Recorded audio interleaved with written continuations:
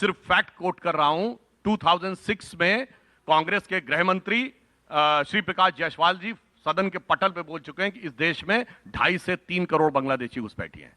Second point, 2006 में असम के राज्यपाल ने यह कहा है कि 5,000 बांग्लादेशी हर दिन भारत में घुसपैठ कर रहे हैं। थर्ड पॉइंट, आईएमडीटी एक्ट था, आपको शायद पता हो, आईएमडीटी एक्ट ऐसा खतरनाक एक्ट कांग्रेस ने बनाया था कि अगर कोई घुसपैठिया आ गया है तो वो घुसपैठिया है ये साबित करना आपकी जिम्मेदारी है, उसकी जिम्मेदारी नहीं कि वो भारत का नागरिक है साबित करे।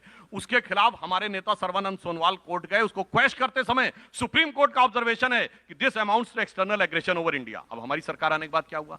हमारी सरकार आने के बाद सबसे बड़ा अंतर जानते क्या हुआ? जो लोग कहते हैं, अब पढ़े लिखे मुख्यमंत्री को तो पता होना चाहिए, भारत का लैंड बाउंड्री एग्रीमेंट ही नहीं था, बांग्लादेश के साथ सीमा निर्धारण नहीं थी। एक गांव आधा बांग्लादेश में और आधा भारत में था। हमने पहले उसका निर्धारण 2016 में किया, उसके बाद वहां फेंसिंग शुरू की है पाकिस्तान की बाउंड्री की तरह। 80% फेंसिंग पूरी हो चुकी है।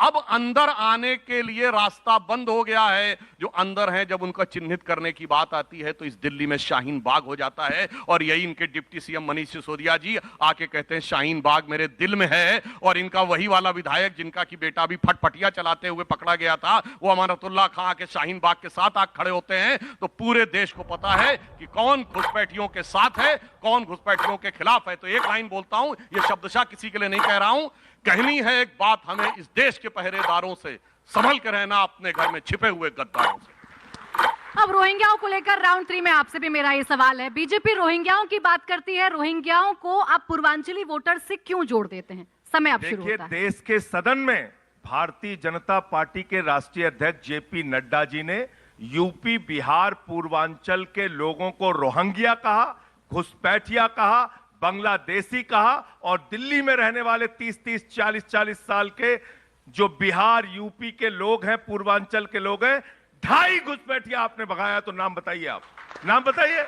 आप कह रहे 2006 में आपके पास डाटा आ गया था, 10 साल से आप उसको देख के इंतजार कर रहे थे। आपने बसाया पूरे देश में बांग्लादेशियों को। आप मुझे बताइए, एक बांग्लादेशी आसाम पार करके, त्रिपुरा पार करके, बंगाल पार करके, झारखंड पार करके, बिहार पार करके, यूपी पार करके दिल्ली कैसे आ गया? भारत के प्रधानमंत्री जाते हैं और जब 50 साल पूरे होते हैं बांग्लादेश की आजादी के, तो कहते हैं मैं तो बांग्लादेश की आजादी का योद्धा हूं, मैंने आजाद कराया बांग्लादेश, मैं जेल गया था बांग्लादेश को आजाद कराने के लिए। और अपने दोस्त अडानी को भारत की बिजली चुरा के झारखंड से ठेका दे रहे हैं हजारों करोड़ों का बांग्लादेश को। और मैं पूछना चाहता हूं सुधांशु जी से, आज बोलिए पूरे देश के सामने कि अडानी का ठेका कैंसिल होना चाहिए वहां पे। आप बोलिए पूरे देश को, अभी हजारों टन चावल आपने बांग्लादेश को भेजा है। जब वहां पे हिंदू मारे जा रहे हैं, आप उनको बांग्लादेश को चावल सप्लाई करने का काम कर रहे हैं। आपके दोस्त अडानी जाके वहां पे बिजली का ठेका हजारों करोड़ का व्यापार करेंगे, आप उनसे व्यापारिक रिश्ते बनाएंगे, शेख हसीना को यहां पे बिठाएंगे,